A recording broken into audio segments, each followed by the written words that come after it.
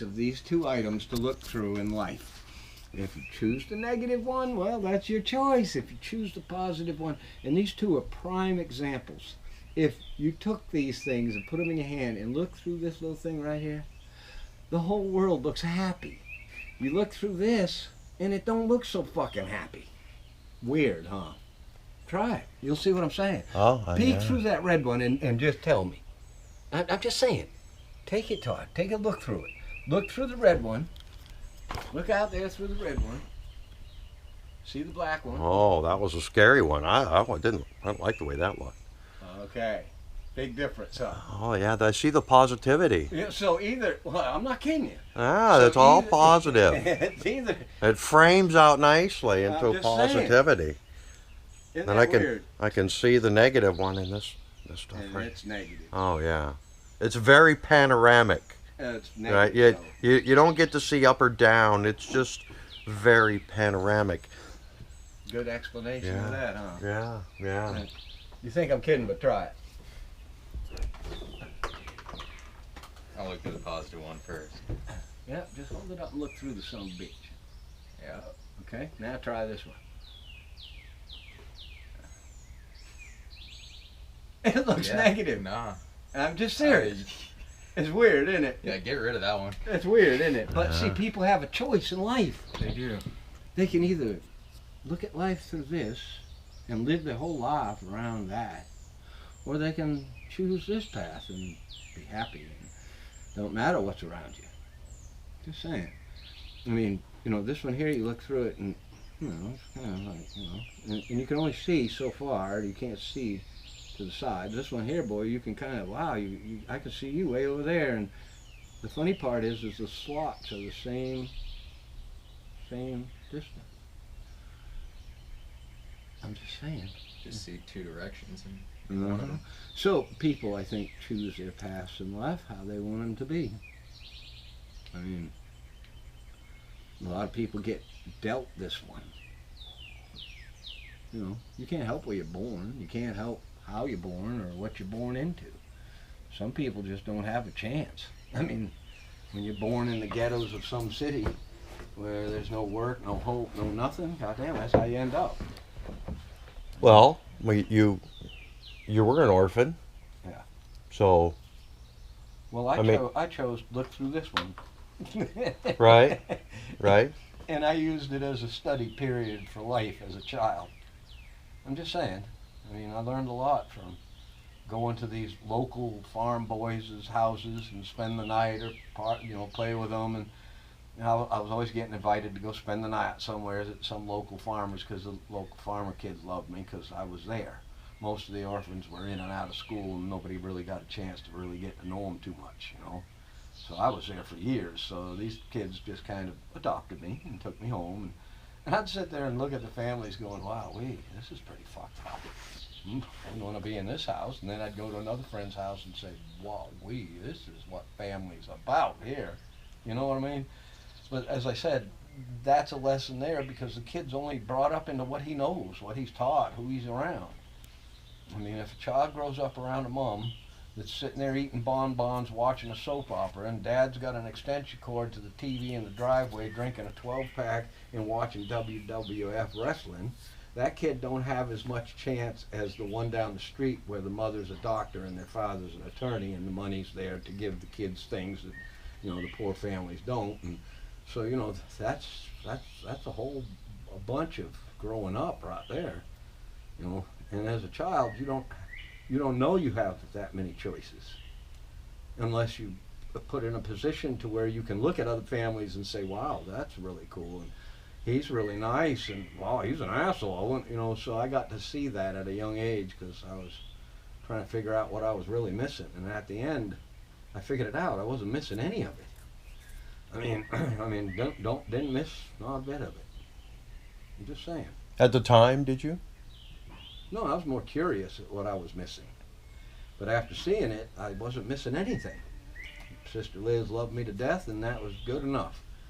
And everybody in town put up with the cat boy. Yeah, so, yeah, that was pretty crazy. Oh, well. The cat boy? Yeah, Todd, I was found with a bag of kittens on the front porch of the orphanage that was only a couple miles from the river. Yeah, so Sister Liz found me on the front steps with a burlap sack full of kittens. So I got a feeling I was heading for the river. Yeah, so when Sister Liz found me, she was at a young age, and her motherhood kicked in, and that was it. I was her newfound little baby. And that's how come Liz loved me so much. Cool, huh? Huh. Yeah. So then the people around town heard the story of the burlap sacks, and the stories, of course, got told in various ways that I was in a burlap sack, and I really wasn't. I was just laying there on the steps, so it wasn't like I was in a burlap sack. I might have been in that sack before they let me out. I don't know. I was just a baby, so I don't know anything about it. But all I know is that neighborhood stories went around town, so I became, oh, that's the cat boy. That's the little cat boy. I couldn't get mad at them because that was the story. Right. That was the reality they knew. Yeah. So and all their parents were really super nice to me. They were just, everybody in town was nice to me. They weren't so nice to some of the other orphans though. It's weird. It was like back then people weren't very fond of orphanages and kids that came from them. People weren't divorcing every day. People had children and created families, and they remained families back then. Not like in today's world where you get married, have 2 kids, 2 years later you're married again, and then 4 years later you got another husband, and then you know what I mean. Back then it was more morals. I guess that's the way you need to put it. So people back then didn't understand how a child could not have parents. But they did understand that, a lot of those kids that came through there were victims of a crime or an accident or something that had taken their family away, and they'd put them in the orphanage for a while until they could locate their other family members. Because back then there wasn't computers. There was a telephone, and you had to try to find family. It wasn't as easy as it is today on the keyboard. So back then, a lot of the kids spent months there because their family didn't have a clue where they were or what had happened to the parents. So, and most of these kids came up out of Boston and New York City. So most of the kids up there had a different attitude. The older ones were real cocky and always getting in trouble. I was always getting in trouble, but I was getting in, mellow trouble, not the trouble that they were getting into. Right. They were breaking and entering and shit and doing stupid stuff because they were from the city. So I kind of, in the barracks where I slept, it was like all bunk beds up in the attic part of this old mill, and it was like bunk beds from one end of it to the other. But there was only 20 of us at any given time, and I had my bed way down at the other end, and everybody else was over here, just because those guys were in and out. That was my house. I didn't go anywhere. So, yeah. And that's how Grandpa Dave got to be really caring of me. He saw I was different. He saw I was. Grandpa Dave is at the farm next door that helped okay. feed us at the orphanage. If it wasn't for Dave, we would have starved to death a lot of times. I mean that.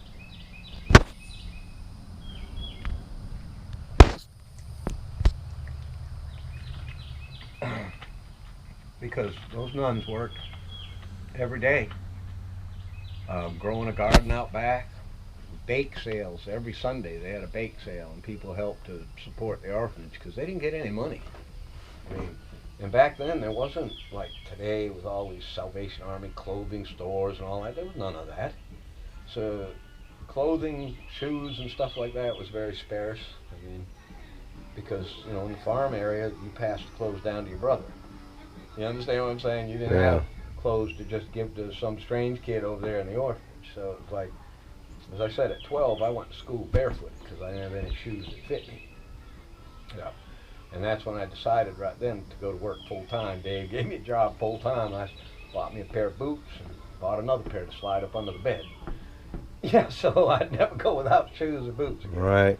And you look today, I got 5 pairs of boots, and I won't go without a couple pairs of boots. Right. That's just in me. Yeah.